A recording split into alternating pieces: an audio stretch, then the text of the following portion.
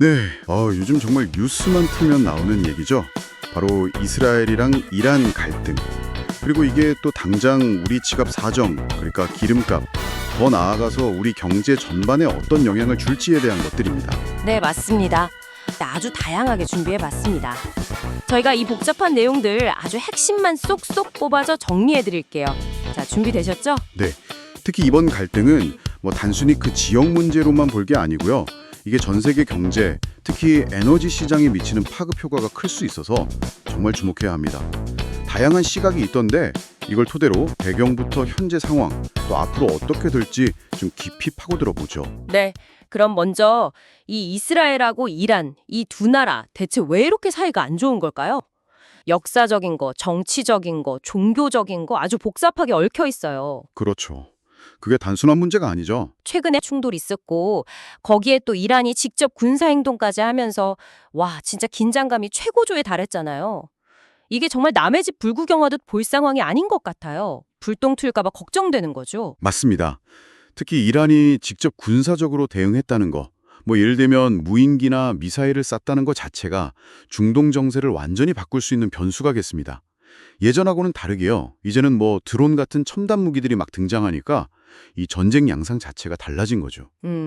그래서 이제 미국이나 다른 나라들이 외교적으로 이걸 어떻게 풀어갈지 또 군사적인 지원은 어디까지 할 건지 이런 걸 잘 지켜봐야 합니다. 네. 근데 이 갈등 소식 딱 터지자마자 국제 유가가 막 들썩였잖아요.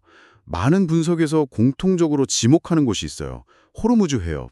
여기가 도대체 왜 이렇게 중요한 건가요? 아, 그거 아주 중요한 포인트인데요. 네. 호르무즈 해협이 전 세계에서 바다로 운반되는 원유 있죠.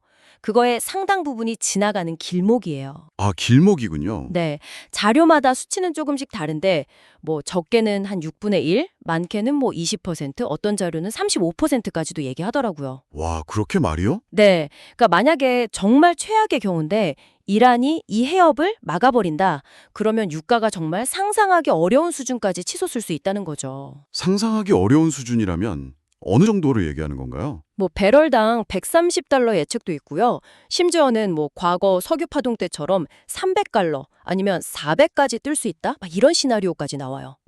어우, 주유소 갈 때마다 진짜 심장이 철렁하겠는데요? 물론 이건 정말 최악의 가정이긴 합니다. 가능성은 낮다고 보지만 그만큼 이 해협이 전략적으로 중요하다는 뜻이죠. 하긴 뭐 월급 빼고 다 오르는 판에 기름값까지 그러면 정말 아찔하긴 하네요. 그리고 이란이 그 오펙, 석유 수출국 기구의 주요 회원국이라는 점도 무시 못하죠? 아, 맞습니다. 그것도 아주 중요해요. 이란이 오펙 안에서도 생산량이 꽤 많아요. 사우디, 이라크 다음으로 세 번째 정도 될 겁니다.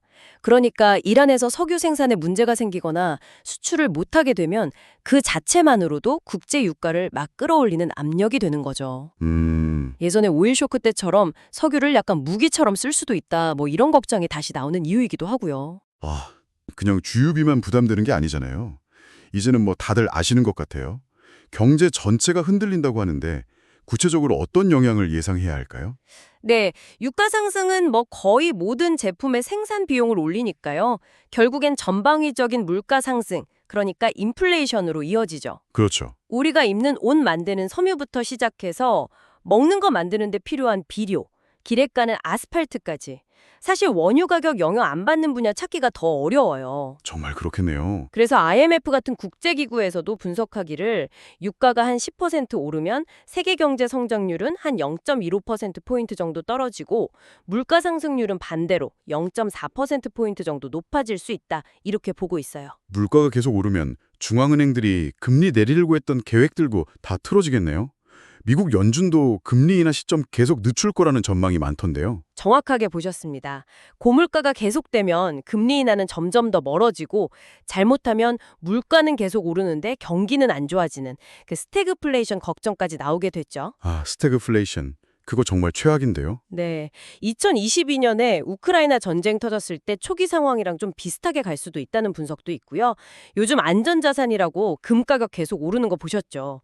이것도 이런 시장의 불안감을 보여주는 하나의 지표라고 할 수 있습니다. 자, 그럼 이제 제일 중요한 우리 얘기로 한번 넘어가 보죠. 기름 한 방울 안 나는 나라, 한국.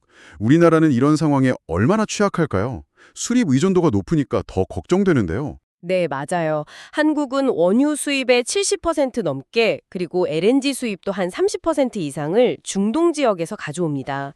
그래서 중동에서 무슨 일이 터지면 우리 경제는 정말 직격탄을 맞을 수밖에 없는 구조예요. 70% 이상이요? 와, 벌써 국내 주유소 휘발유 가격 오름세로 돌아섰다는 뉴스 나왔잖아요. 서울은 평균 1,700원 넘어섰다고 하고요. 네, 봤어요. 근데 국제유가가 오르고 내리는 게 국내 가격에 바로 반영되는 건 아니거든요. 시차가 좀 있어요. 그렇죠. 시간이 좀 걸리죠? 네. 그걸 감안하면 당분간은 계속 오를 가능성이 높다고 봐야죠. 이게 길어지면 당연히 물가 부담 커지고 사람들 소비 심리도 위축될 수밖에 없고요. 기업들도 정말 힘들겠어요. 특히 뭐 정유나 화학, 또 해운이나 항공 쪽은 비용 부담이 엄청나겠네요. 그렇습니다. 분석 자료를 보면요. 유가가 10% 오를 때 제조업 평균 비용이 0.67% 증가한다고 해요. 특히 정유나 화학 쪽은 원가 부담이 커지고 해운이나 항공은 유류비 때문에 수익성이 확 나빠지죠. 또 해상운임 오르는 건 다른 제조업에도 다 영향을 미치고요.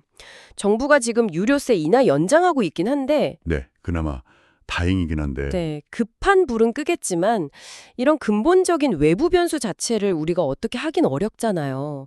한계가 좀 명확하죠. 결국 이스라엘하고 이란 싸움이 그냥 먼 나라 뉴스가 아니라는 거예요.